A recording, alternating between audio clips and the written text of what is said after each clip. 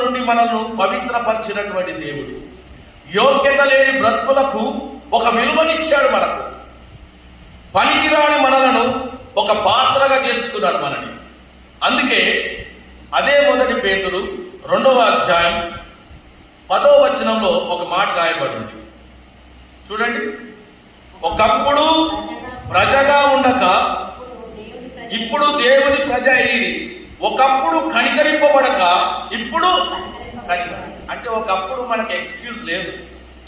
అందరు మనని హేళన చేసిన వారే, అందరు మనని అవమానపరిచిన వారే, అందరు మనల్ని ధృవీకరించిన వారే. కానీ దేవుడు ఎప్పుడైతే ఆయన మన మీద ఒక యోగ్యతను చూపించాడో, ఒక ప్రేమను చూపించాడో, ఒక బాధ్యతను చూపించాడో, అప్పుడు మనము ఆయన ప్రేమలో కనికరింపబడిన వారమై ఉన్నాము. కాబట్టి ఆ కనికరంతో దేవుడు మనల్ని పిలుస్తూ ఉన్నాడు. మనలను కనికరించిన దేవుడు ఇప్పుడు ఏం చేయమంటున్నాడు? మరి మనని కనికరించిన దేవుడు ఇప్పుడు ఏం చేశాడంటే, ఆ కనికరించిన దేవుడు మనని ఇప్పుడు ఏం చేశాడంటే 9వ వచనంలో రాయబడిన మాట చూడండి.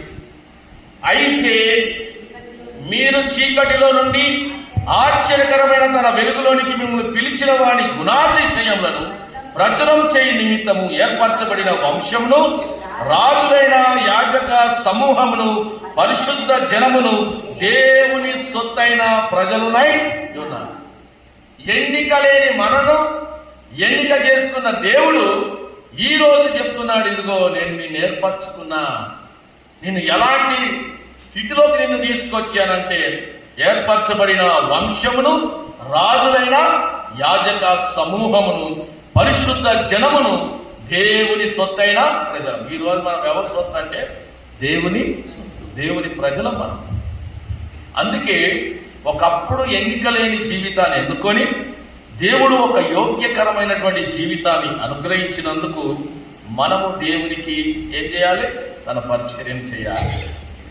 దేవుని సొత్తైన ప్రజలు ఎలాంటి యాజక ధర్మం చేయాలి అంటే, ఒకప్పుడు నీవు నేను ఏమి లేని వారిగా ఉన్నప్పుడు ఆయన నిన్ను నన్ను కనికరించాడు. మరి ఈరోజు అలాగే నేడు నీ పరిచర్య ధర్మం కూడా ఉండాలి. అయ్యో, నన్ను కనికరించిన దేవుడు ఇతరులను కూడా కనికరించాలి అంటే నేను కూడా ఎలాంటి ఆయన దగ్గర ప్రేమను పొందాను, ఆ ప్రేమను నేను కూడా ఇతరులకు చూపించాలి. అందుకే నేను దేవుణ్ణి ప్రేమిస్తున్నాను అంటే గొప్పతనం కాదు. నువ్వు దేవుణ్ణి ఎంతగా ప్రేమిస్తావు, నీ పొరుగువాడిని కూడా అంతే ప్రేమించాలి. ఒకవేళ దేవుణ్ణి నువ్వు ప్రేమిస్తూ పొరుగువాడిని ప్రేమించలేదనుకో, ఆ ప్రేమ కపటమైన ప్రేమ.